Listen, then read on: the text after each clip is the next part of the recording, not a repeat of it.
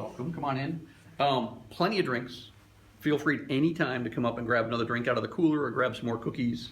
Keep you guys sugared up for Luke. Absolutely. Next we have Luke.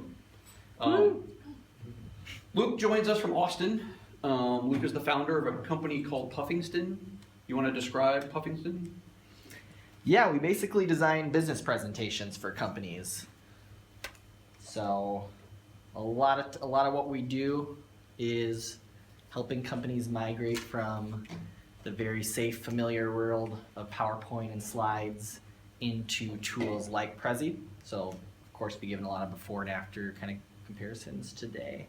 But we also do work with, there's some kind of sneakily, some kind of new cool stuff actually happening in PowerPoint as well, which is kind of weird to say, right? But so we do work with all kinds of presentation platforms, but Prezi, as you'll very quickly see, is my passion. So we specialize in not only the design, but also kind of the conceptual and how to structure a presentation so that it's effective and engaging for an audience, and you'll get a pretty good chance to assess whether we know what we're doing for the next half hour, 45 minutes. Did I see you guys also do workshops?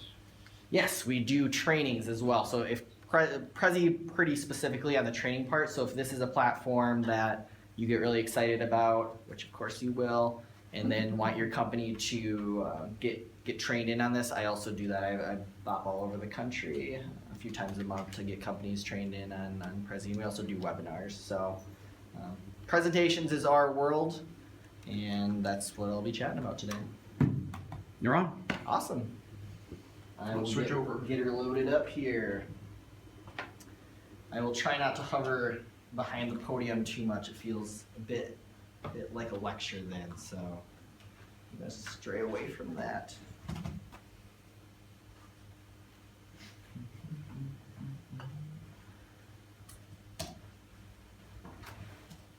Cool. So I'd love to actually do a little bit of audience participation. I'll actually be doing it throughout. But for those of you who are interested in participating in this, I'll be pushing actually some questions throughout the evening to you via this platform. So what you'll want to do is check out slido.com. You can do it on a phone. There's no app required or anything of that nature. It's just all a little web portal. You can also do it on a laptop or a tablet, practically anything.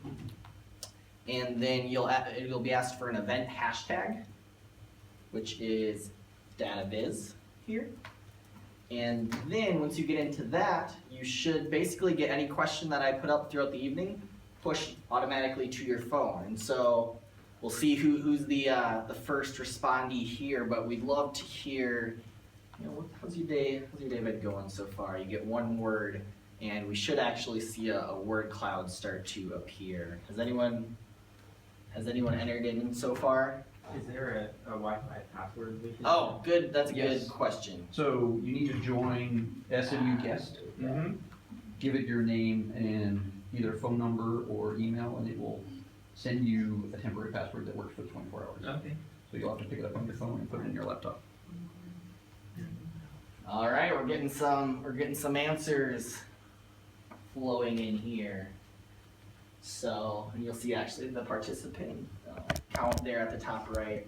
So I'm a big fan of this tool. One of the principles, initiatives we're working on with our clients is this idea of conversational presenting.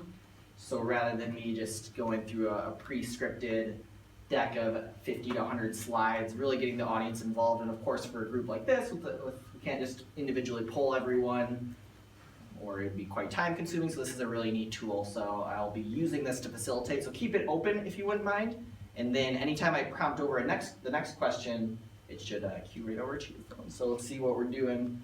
Now if anyone were to, this is the automatic word cloud. Yes? What did you call it? The tool? Conversational presenting, yes.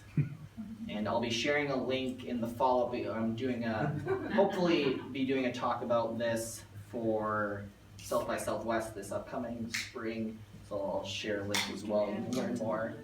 There we go. So because that was the first one to get 2 votes, the word cloud. So that could be an example of not great data visualization that hot totally takes over the whole group, but Yeah, the size of the font isn't right. Yeah, they need That's just to, 2, that's not right. they need to assess that probably. But yeah, so great. Thank you for participating. It looks like hot. I haven't done mine yet. What's that? I was trying to figure out. Come on, how to Connie. do this. Just slido.com and then the event hashtag DataViz. And this will stay up pretty much anytime I'm polling. So I'm going to activate my second question, which is what I've been chatting with y'all for many of you already, which is, have you seen or used Prezi before? So I've been sort of individually polling you as I've walked around, but I would love to get some actual hard metrics because this is all about actual data, right? So we're skipping the anecdotal, we're going straight to some actual metrics, and obviously that can be a very powerful tool when you're doing a large group event like this. So how are we looking so far? We got 15 votes. This is a quick group. Can we see this beyond our interface? Like the results? You Yeah, it's see on showing it? up. Does it show on yours or? Mhm. It does. Okay, interesting. I can switch over to participant view when I'm on presenter mode, so apparently, yes. Cool. And what's neat, I can actually at the end generate a little infographic on this too, which I can also share in a follow-up email. So pretty neat tool. This isn't Prezi, but it's a nice tool to facilitate the Prezi experience in my opinion. So, many of you, about half of you have seen it. About a third of you have seen and created Prezis, so that's great. And then 1 in 10-ish of you have not either, which again, awesome. We'll go through the whole route there, but it's great to get an assessment of where everyone's at. So I appreciate you participating on that. You'll note that there's 2 tabs on Slido. One is for questions. So we're not going to wait and try to fit in the last question in the last few minutes. I'm actually gonna interject breaks and I'll jump onto some questions. So please, at any point in time, if you've got a question, just input it there, and I will assume that you're always asking questions and not texting your friends and family. You can also do that too, no problem.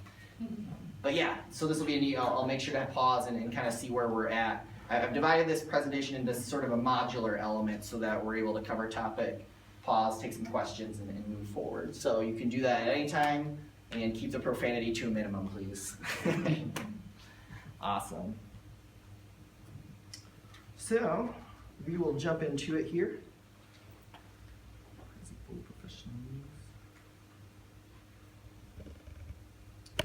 I'm going to come back to this link at the end there. I'm going to be moving around a little bit, as I said. Luckily, I'm very short, so this projector shouldn't really be interfering with your view of the visual aid. I will note here, I'll bring this up again at the end, but we've got some free resources. We've got a Prezi cheat sheet, as well as a template to actually get you started there, puffingston.com/webinar. So you're more than welcome to check that out. We'll circle back on that information as well.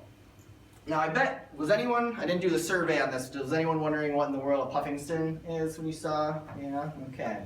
I know some people, they just can't get over that until I address it, so I'm gonna cover it immediately here. So what in the world is a Puffingston? So I was in about 5th grade, my little brother was 1st grade, we'll say, and a family friend was teasing him, and he was saying he was in love with his teacher. Now, the teacher was not named Puffingston, but he horribly butchered her name and said, "You're in love with Mrs. Puffingston." And we all thought that was a hilarious word, and so we started saying Puffingston a lot. You're gonna marry Mrs. Puffingston, you're gonna marry Mr. Puffingston. And as good 5th grade teasing goes. And eventually we actually started we tried to nickname my little brother Puffingston, it just didn't stick. And so eventually I had a baby sister who was 1 at the time, and we started calling her Puffingston, and immediately we knew that was the right person for the label. And my mother, of course, banned the use of the word Puffingston, which meant it definitely stuck with her going forward. So she actually just is about to start her sophomore year of college, and still in our family we all call her Puff, and it's become a bit of a family brand for us. So that is what the Puffingston is, and I like it because it reminds me that everyone has a story to tell, and a lot of times we're working with our clients you've got this great story, but how do we get it out in a way that's engaging to an audience, and it's not just throwing up a bunch of slides and kind of a poor effort and missing out on a major opportunity to connect with people. So that's what a Puffingston is. So now we can all safely proceed now that that's been addressed, hopefully. Yes, so Puffingston. Quick info on me on the hastily cropped photo there.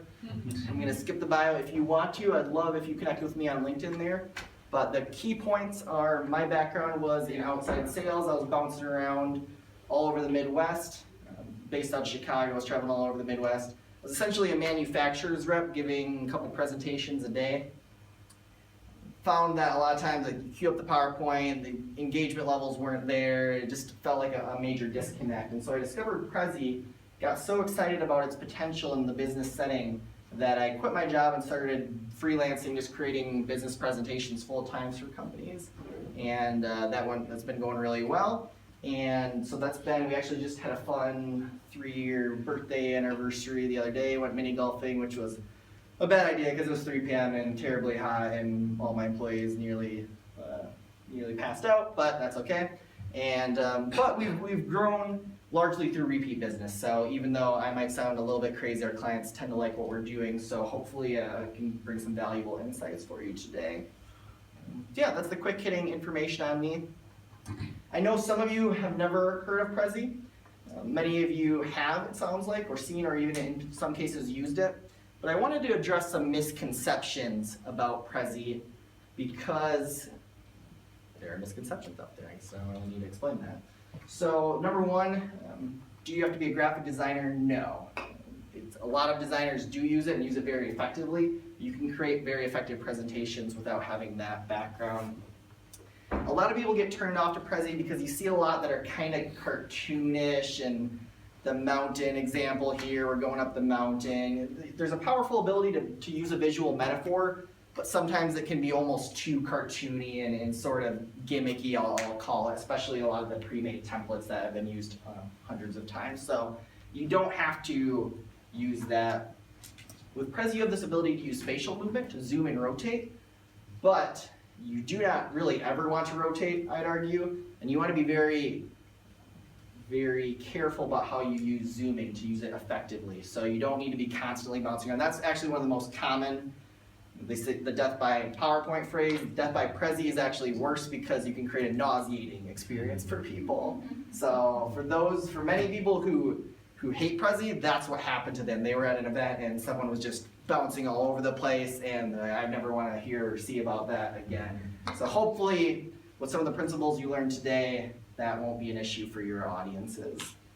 And lastly, branding. You see a lot of Prezis that are very off-brand and they feel kind of amateur-y, and you can very much utilize resources you've created and you can customize it to be very on-brand. Again, I'll hopefully show you a lot of examples of that.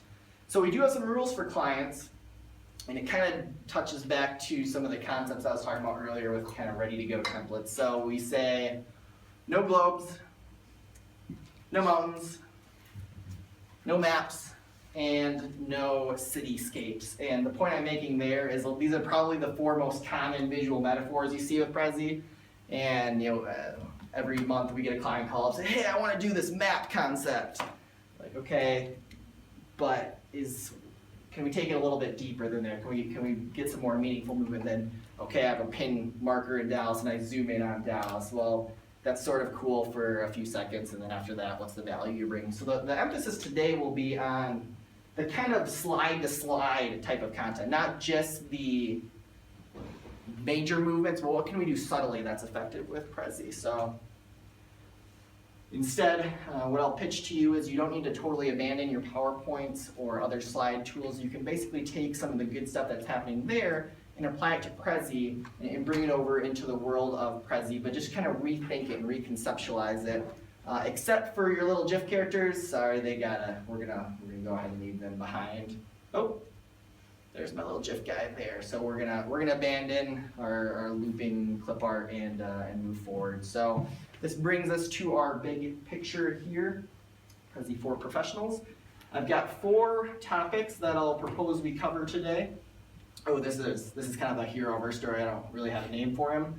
but he's abandoning all these slides in favor of the Prezi platform.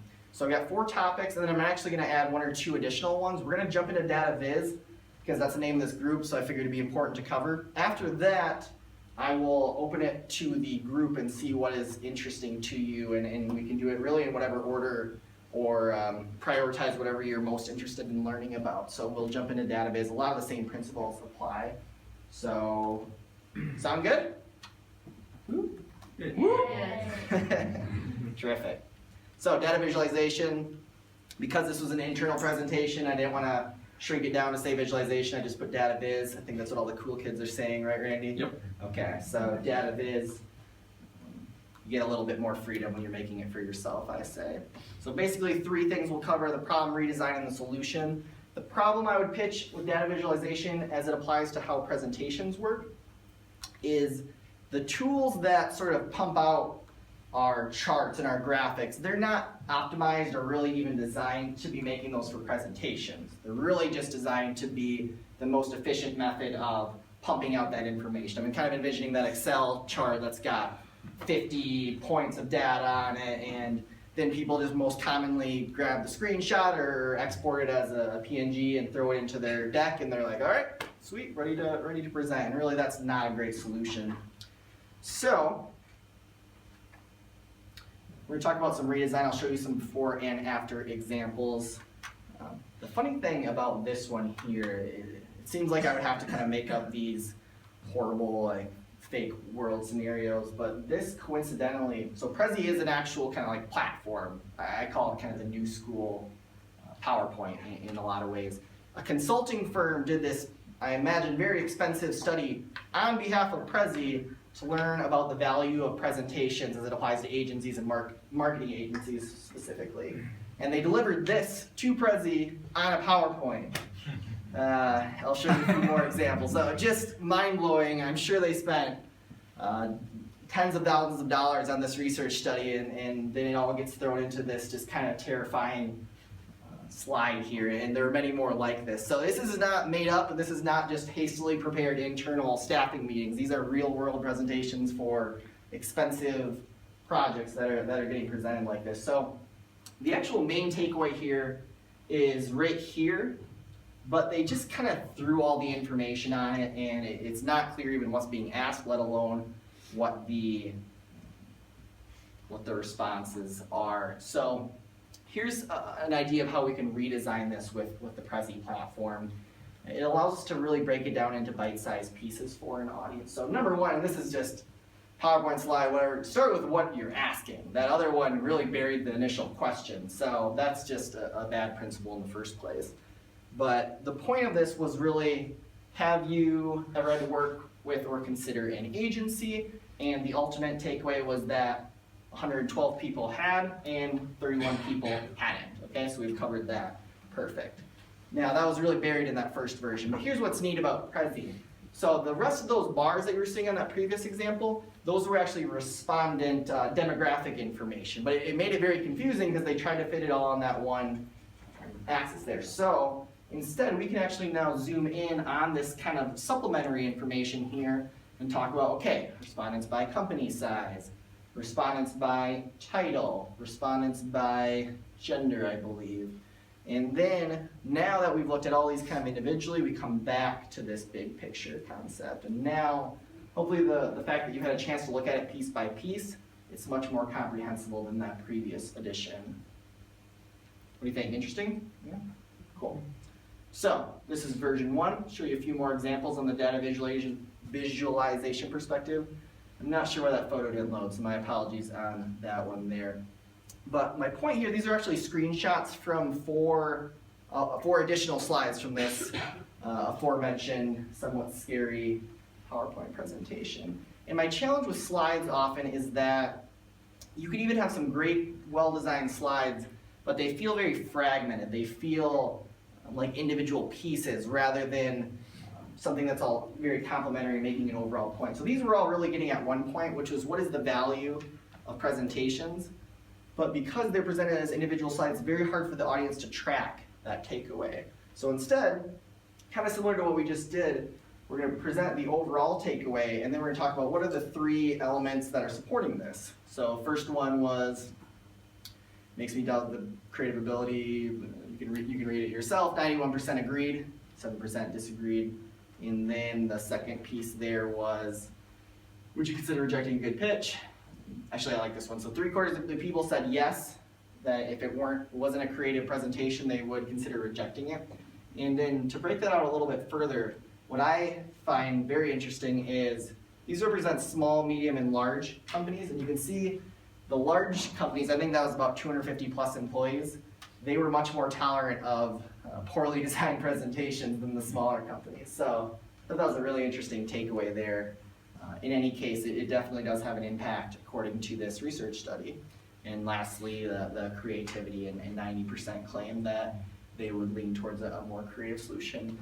These are all just the details, but the point is we can present those individually, give you a chance to evaluate each of them one at a time. Again, then we can come back to our sort of landing page, so to speak, and show how those all were really supporting one point, right? The value of presentation. So it helps you address that fragmented element of it there.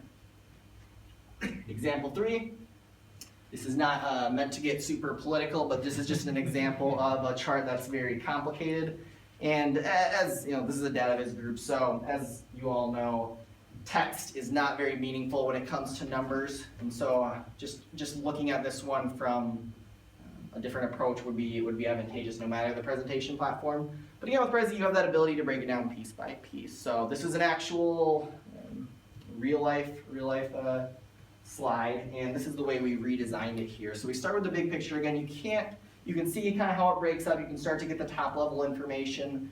But if you really want to learn more about the different types of delegate and how it breaks down, we can actually, of course, as you're starting to notice a trend here, we can actually zoom in on it piece by piece. So proportional. This one had a little bit of subtext, and of course we couldn't. You saw the previous chart, it tried to fit it all in one, and it ended up being just a lot of information. So here we can look at this piece, show how they all look percentage-wise and kind of from the count. And then once we've got all of that evaluated, it's very important that we come back to where we started so we can see kind of really tie that thought together, right? So this is an example of how we can take a pretty commonly used chart and actually break it down piece by piece and hopefully make it much more comprehensible. And if we've got some supplementary information, we can in some ways kind of hide it and allow them to evaluate it individually, not trying to read this chart with all those different pieces of information. Last one here, this is a pretty common example. We're showing this year's numbers. If someone calls you on the phone and says they're from Real Corp, do not buy their products. That's probably not a real company. So that's our this is our made up example here. Hopefully no one works for Real Corp here. Yep, so 2050 numbers, yep, great. 2016 numbers, cool. Apparently we're doing really well. And then instead of just moving away, we can actually then just zoom out and show both of those in the same context. And because we recognize those, it's really common for people to actually try to do this with slides, but now the chart looks a little different, and now it's even hard to remember that, oh yeah, that was the information we were talking about before. But in this case, we didn't actually build a new chart, we just showed a different perspective, the overall showing both of those together. And we can use something like this, put a little header. Now this is the key information. And then if we want to even add a little takeaway, we shift downward and we can add this supplementary information there. These are all pretty subtle shifts. This, kind of think of this as our first slide. This is our second, and then our third was right here, and this was our fourth. So really all four showed that very first one, but we're building on our pieces, we're building on our story rather than simply showing individual slides that are hard to connect to back to the audience. So the solution, as I think I've made pretty clear in these examples, hopefully, if not I'll address that in questions in just a moment, is basically you can show the overall graphic. These are relatively simple charts, but you can imagine even a very complex chart where because we're able to look at it in a piece-by-piece element, we're able to improve comprehension of the audience and really guide the logic of what we're talking about. So we can go into that piece-by-piece level, and then we can come back to the big picture to get our takeaway. And I added these little expert tips here at the end. You can judge whether or not they're an expert tip. I think this one should be just common sense, but it often isn't.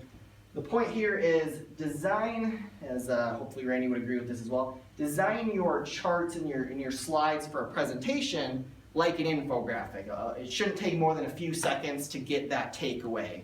You should be able to quickly assess what it's trying to say. If this is the meeting of, we need to get into really deep in the data, that's where that's more appropriate for an email or a follow-up. Give them the PDF, let them dig into the numbers all weekend if they really want to, but we want kind of to design it really more of an infographic. A presentation isn't usually an appropriate time to throw up just dozens and dozens of data points that are very difficult to comprehend. So you want to make sure and gauge what is the appropriate outlet for these.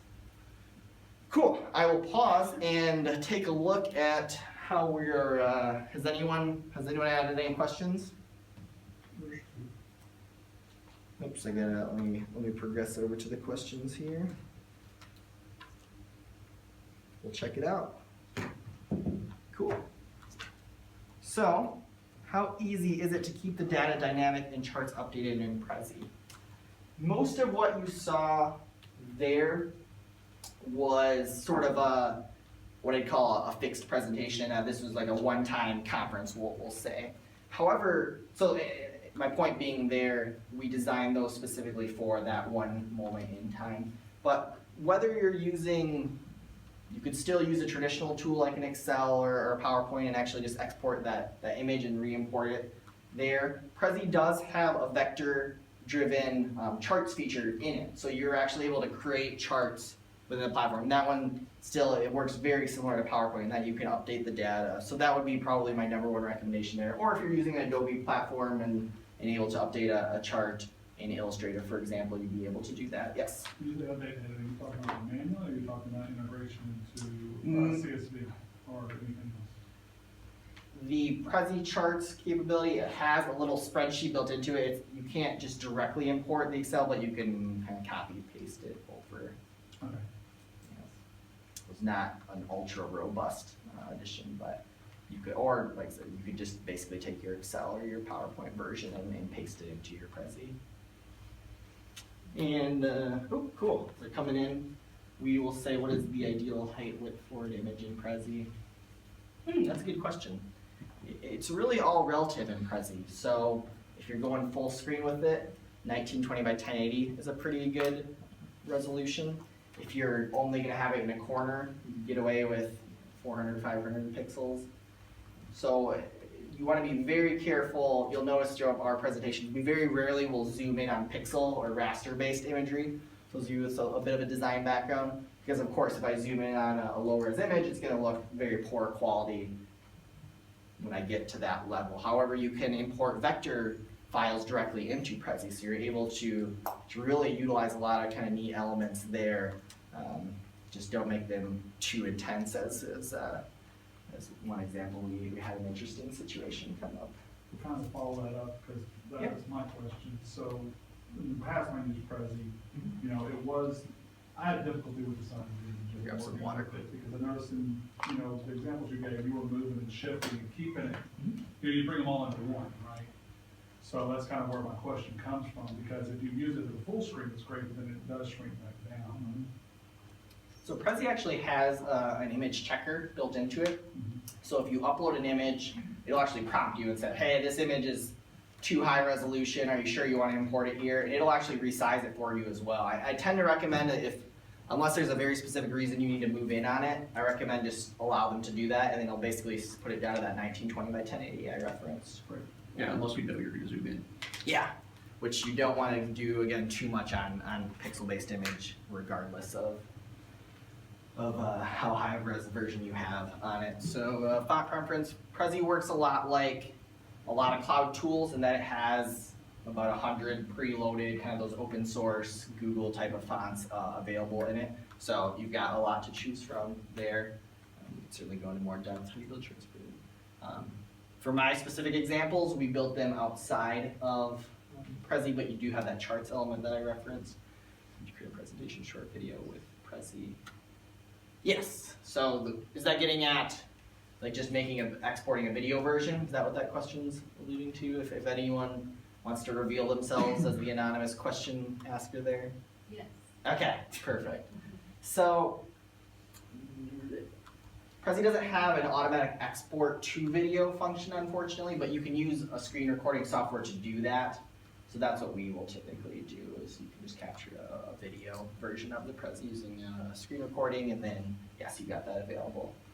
You can also, if you add some music to it, you can, a play button will actually just start, and you can actually just play and put it on an auto timing and kind of create a cinematic experience that way as well. Cool. I will, we'll circle back if there's some of these that were not addressed, but I wanted to now see what is of most interest to you. So let me explain a little bit of these.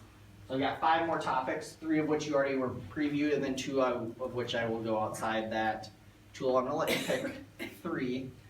The flow is kind of how do we take just our normal slide content and build it in a way that's not just slide, slide, slide. How do we do that progression element that I was talking about? And then groups is basically when I have a group, how can I treat it differently in Prezi than I would on a normal slide? So relatively self-explanatory, but a really neat concept. Nope, now it's shifting on me. Big picture is how do we create sort of what you just saw, where you've got a menu, so to speak, and you're able to navigate in and around that information. And then video integrations, relatively self-explanatory, and then there's this Prezi business element as well. So I will let you still get in there if you have not had an opportunity to do that yet. We'll see how that shakes out. There's only 9 votes, so don't be swayed if yours isn't up there yet. It is evolving very quickly. What do you think? Kind of cool though, the real-time updating. Has anyone used this tool before or seen? No. Cool. On a webinar. Okay, awesome. Yeah, it's a really neat tool. I'm a big fan of it, and definitely helps facilitate, even for a large group, get your input, see what you're most interested in. In fact, we did a webinar just recently where we're using this tool, and it was supposed to be an hour long, and it was 45 minutes, where people even engaged anymore, and so we just made up a question like, hey, do you want us to keep going? If so, what do you want to talk about?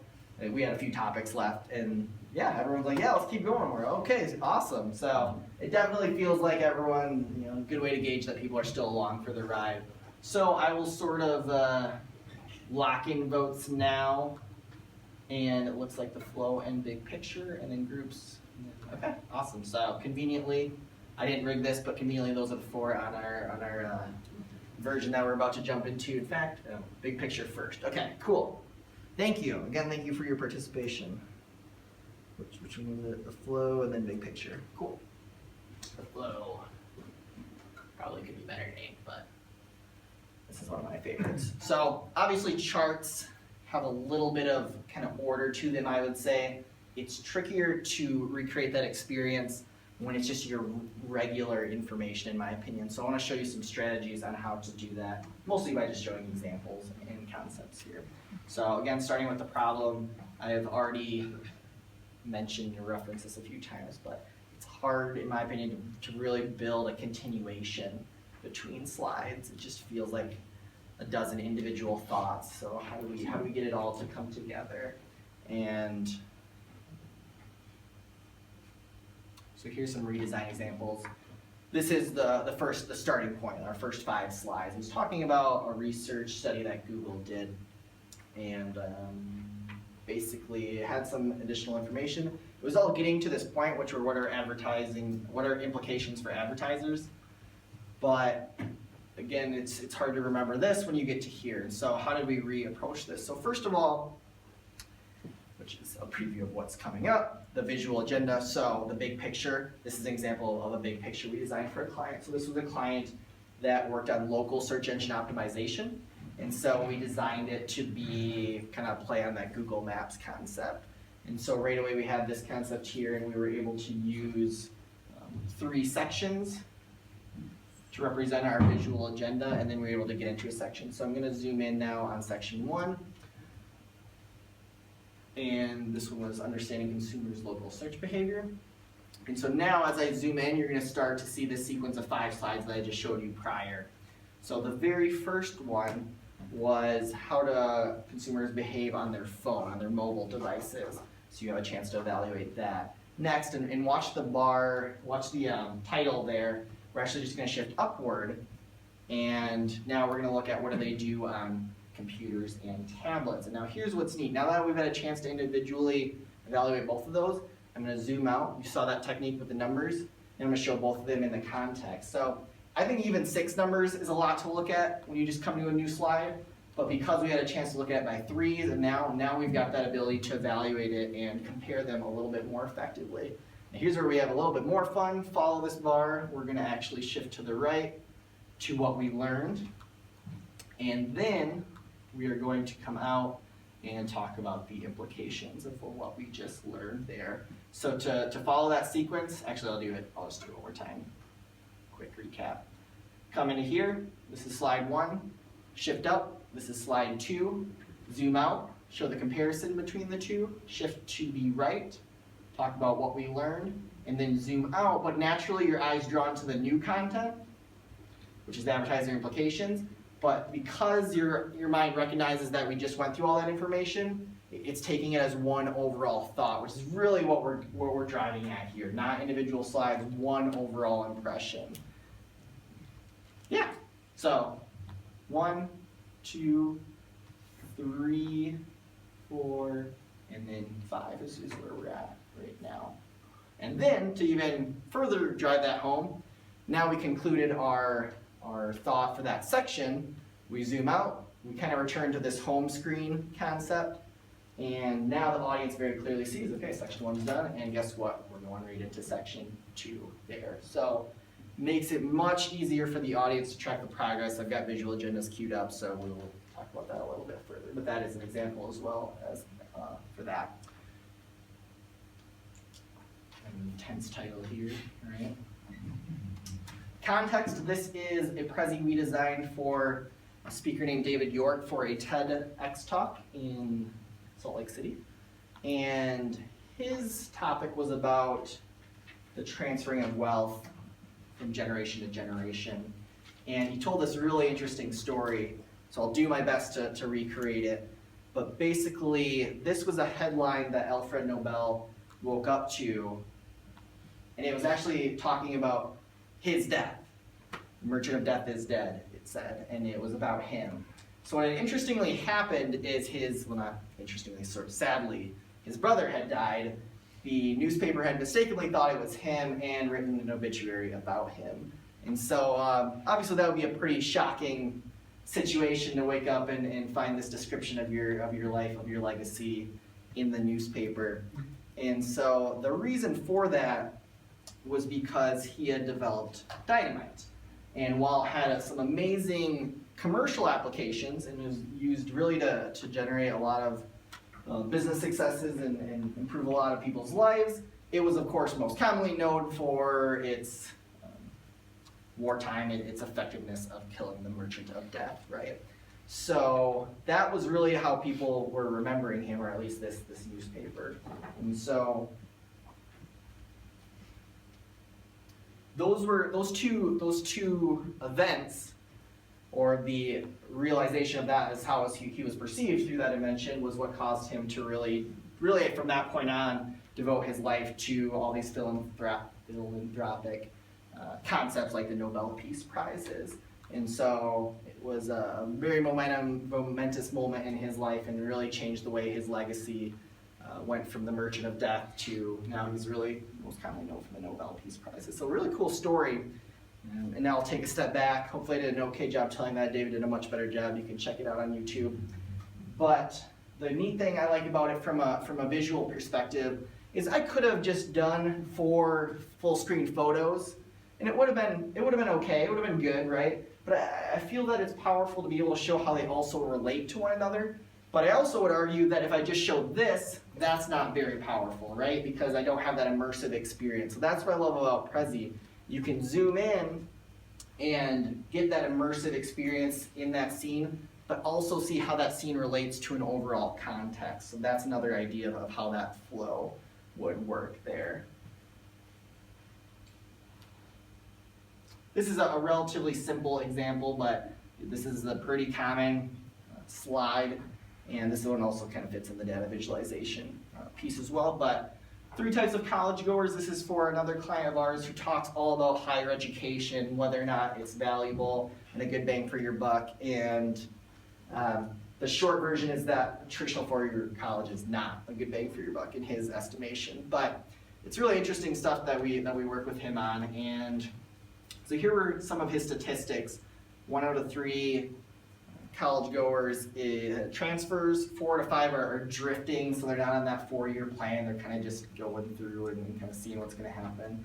And about 400,000 people drop out. So this is just DataViz putting it into sort of a symbol-based representation instead of simply just throwing a number together. But here's what's cool for that 400,000. Obviously, we're trying to make an impression with that number, but that's hard to communicate if you just show 400,000. So here's what we did instead. Zoom out there and we got all far. And so some of you might be aggressively counting right now. It does not, I think it's probably a couple hundred. But it definitely really makes an impression, right? In a way that you just can't do by writing out the number. So, but what's neat is it's not this individual slide. We started here and then we came out here to really drive home that point. So there's another example of how we can get this to flow rather than just having pieces one by one. Cool. Solution, zoom shift. So we can shift to the right. That's this to this is pretty much a PowerPoint / slide type of experience. So we don't have to always be moving. We're trying to save that for important moments in our presentation. And then so that's where we would zoom. And then we can also just zoom out to show the context, right? And here's the expert tip. Again, on some of these, I'm taking other great minds or great minds and trying to retell this story. But this is really interesting for those of you who want to dig deeper into it. At the end, I'll show my Twitter handle. We tweeted it today so that you could grab that link. It's a really interesting article. It's called Why Prezi Makes You Dizzy and How to Fix It. And the whole point of what he was writing about is how do elements of cinematography apply to Prezi. So really interesting information and something I hadn't seen before.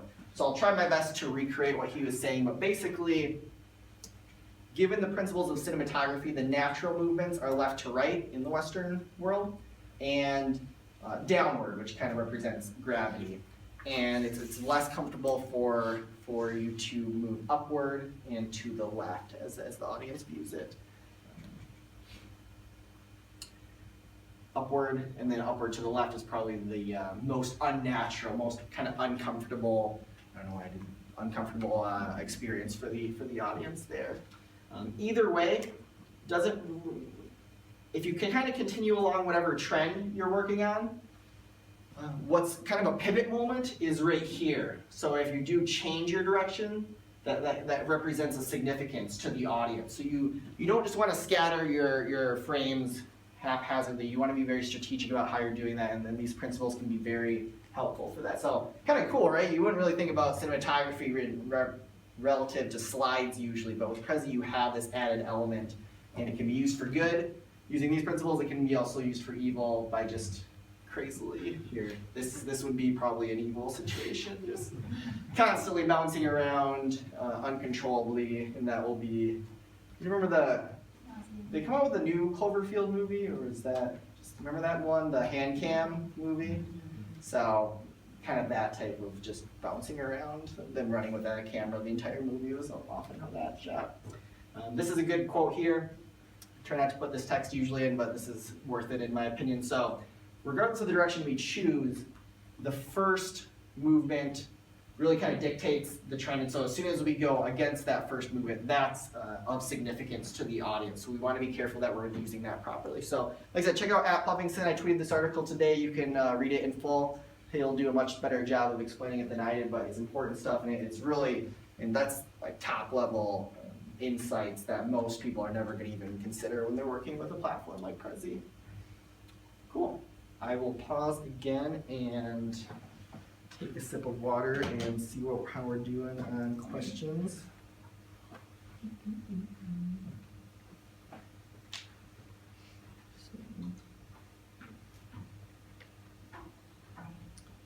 Now I gotta filter these now. Now I need an assistant, right? So use pretty much got the formula by now. We then move into the content. At this point, all of our design principles that apply to slides apply the same way to Prezi. We're trying to make a, doesn't have to look that much different, and we don't even really have to get too fancy on our movement. And then once we conclude, back out to our big picture. So, same formula. So I just wanted to show you a different example of the way we might design this. So whether that goes for an hour, we've done. That allows mouse use. No, for the navigation part, Okay. yes, yes. Okay.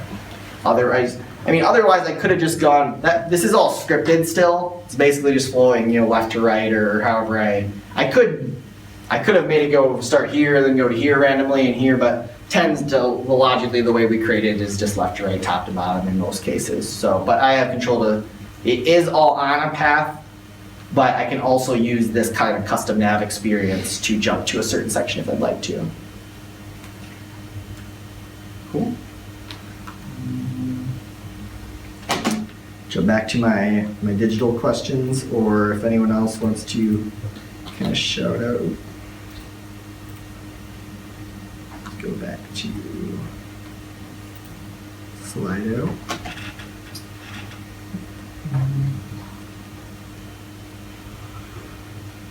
So again, some great questions. I again appreciate everyone participating. That's awesome. So what challenges do you have with webinars, and what tricks would you recommend to overcome?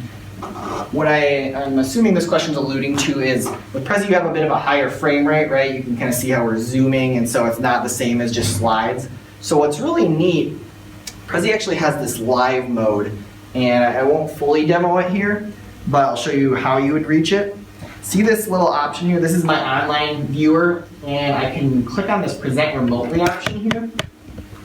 What I can do then, and feel free to research this, check out the demo, I basically could send this link to a prospective client, and they could, prospective whomever, any viewer, and they could actually load it up on their machine, but the control is still run by the presenter here. So the point there is, rather than me streaming it and getting kind of that choppy experience on a webinar, I can actually have them just load it up. It's all loaded locally on their own computer, but the control of the pace, they're not able to just click forward. It's still tied to the Prezi that you're broadcasting. So it's a really neat function. All you have to do then is call them, and you can go through that same experience with really high quality playback. Yes? Would you then say this would overcome, that would overcome the whole video presenting through a PowerPoint presentation? In other words, based on their download capability. Mm-hmm. Yeah. Because that's, whenever you give a presentation and there's videos inside of it, do you have sound, I don't have sound, it's choppy, Yeah. All that. Yeah, it's really smooth because it natively renders it in every, machine in your audience. So that there's not much lag in the control for that? The controls are just text that's really, really quick. Great. Thank you. Absolutely. Oop, let me go Is back. that is that on the free version, or is that also? Good question. I don't 100% know on that I element. doubt it.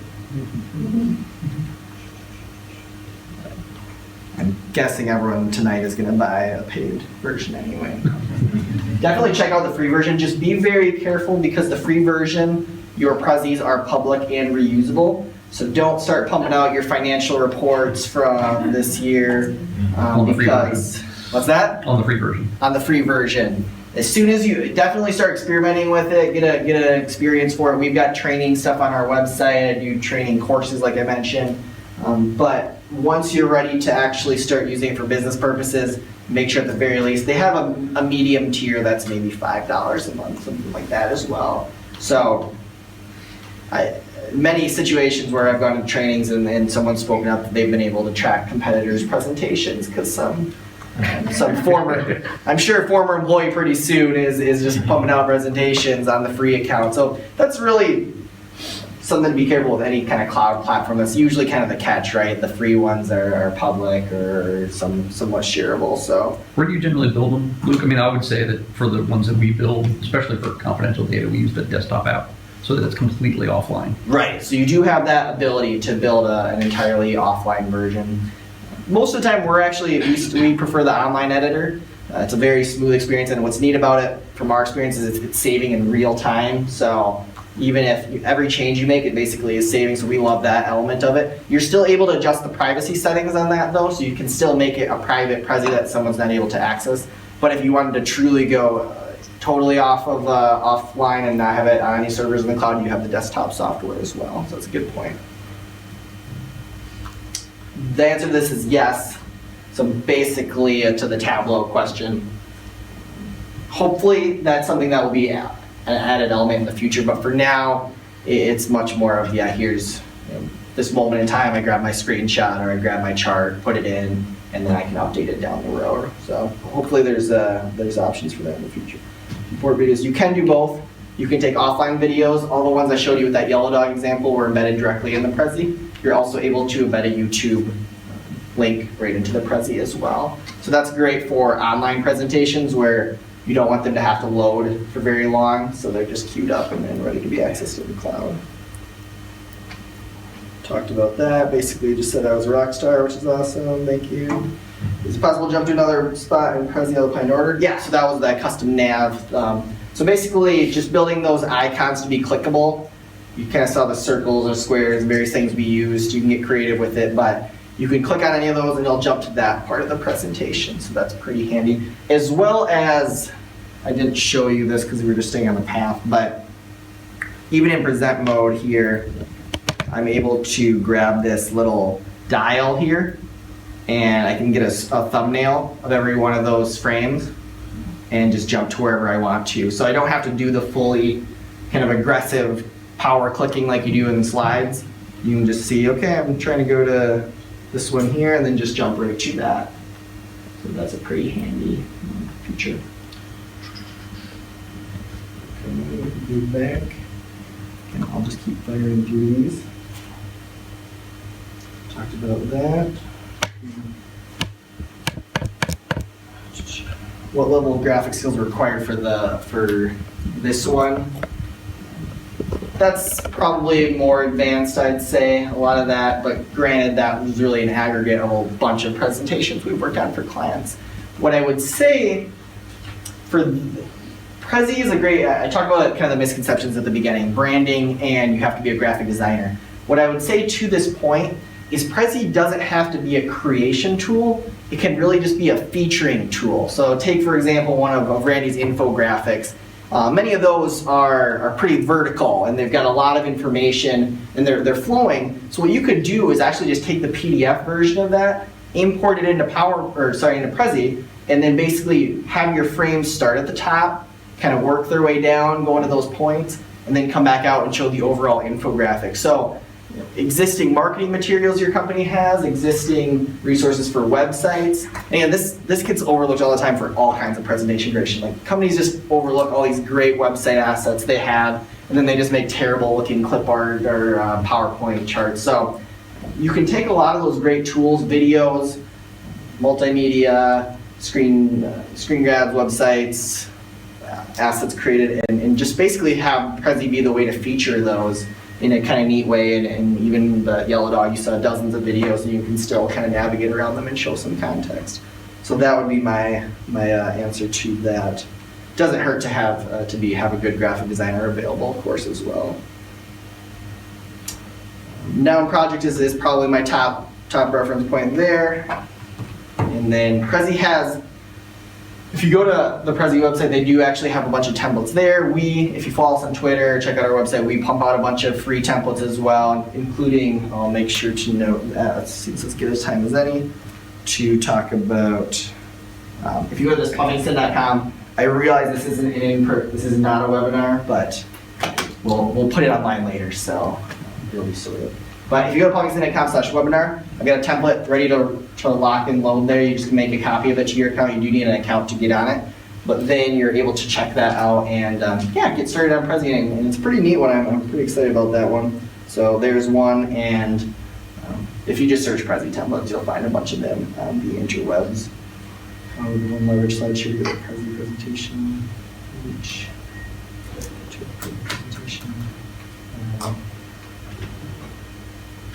Leverage slide share. Does anyone care, not fully understanding, is there an interpretation of that one?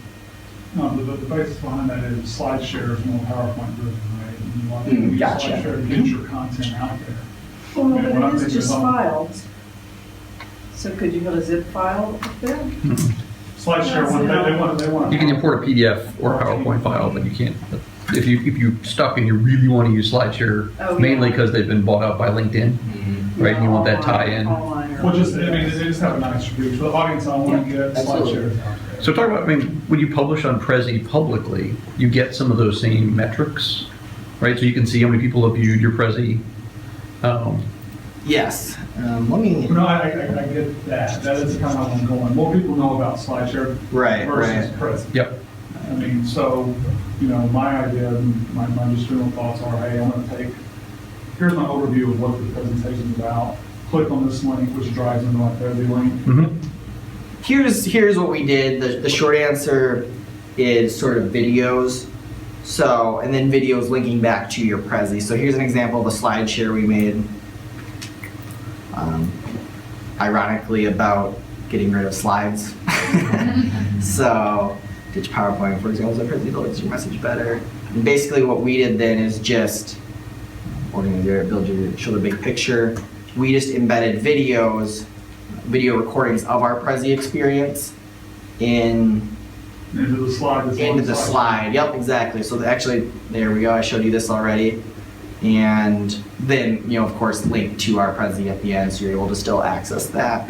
So that was our solution. If you did want to kind of drive content through LinkedIn, through LinkedIn via SlideShare, which is a very viable thing you'd want to do.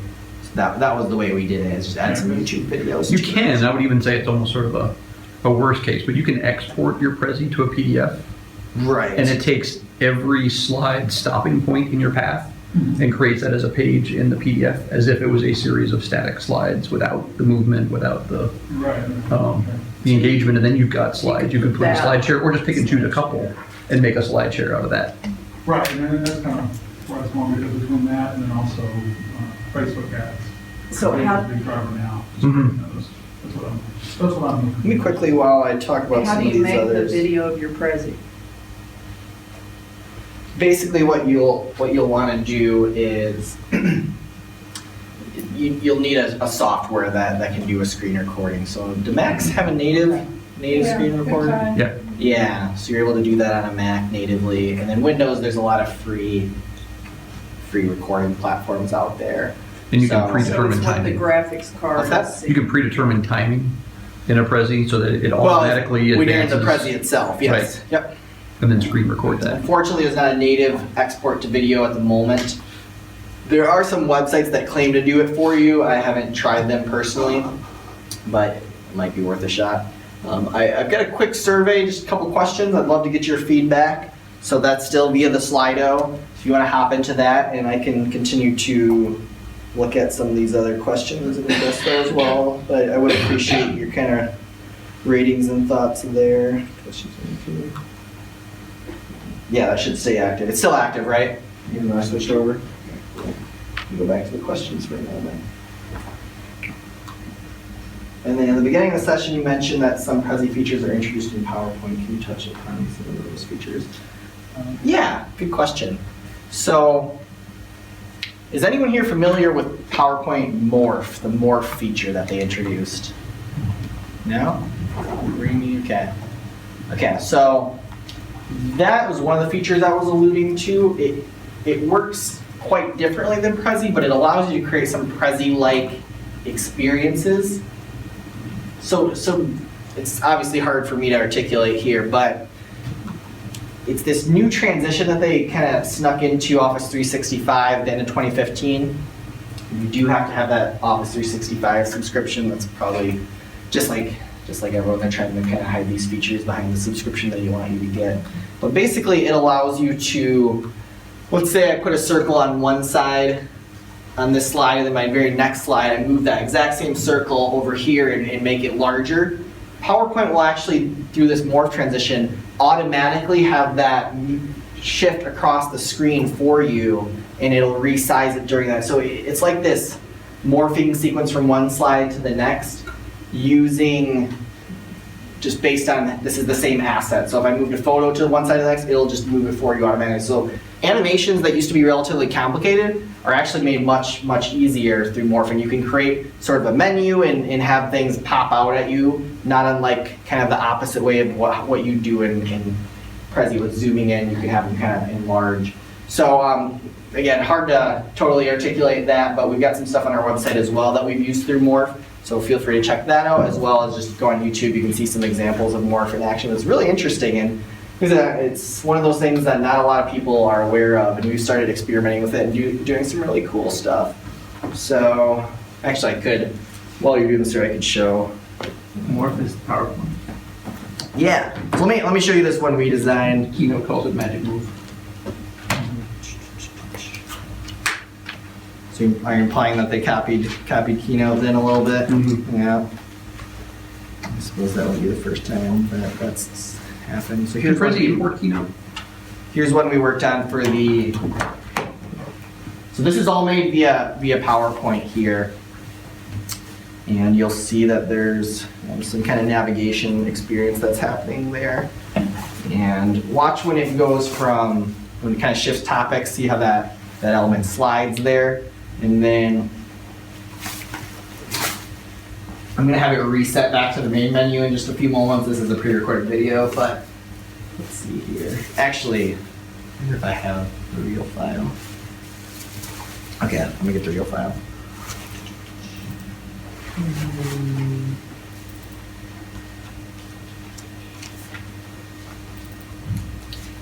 Okay, cool. I do have it handy.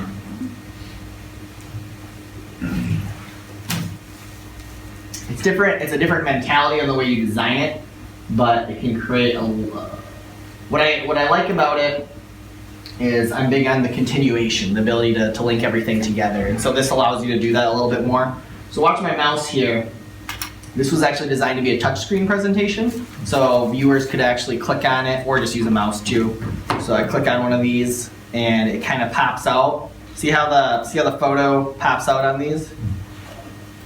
And then, so that's an example of morph. It's recognizing that that's the same photo that's in the background there. And then now I can actually click and see how that blue element is kind of shifting back and forth there. And you'll even notice on the bottom, that little white circle is shifting. Yeah, so something that used to be pretty complicated to create has made easier through this morph transition. And what's neat is it does it backwards too. So watch, I'm gonna start clicking left now to go backwards. And it still recognizes that those assets are doing that. You can go up to the top and click close. So not only does it pop forward, it pops backward. And again, that would be a long sequence of animations probably. It used to do that, now it just happens pretty automatically. So that would be an example of kind of something cool that's happened in PowerPoint that's a relatively new feature. Of course, that would be a whole nother topic of discussion. But yeah, check that out as well. I'm all for, we started doing more PowerPoint work as well because they've allowed us to do stuff that I used to argue was the slides are challenging, but now you can create some of those sequences before. So thank you so much. I appreciate it, everyone. Hopefully you had fun. Not too many people left furiously, so that's a good sign, I think. Yeah. Thanks to Luke. Thank you.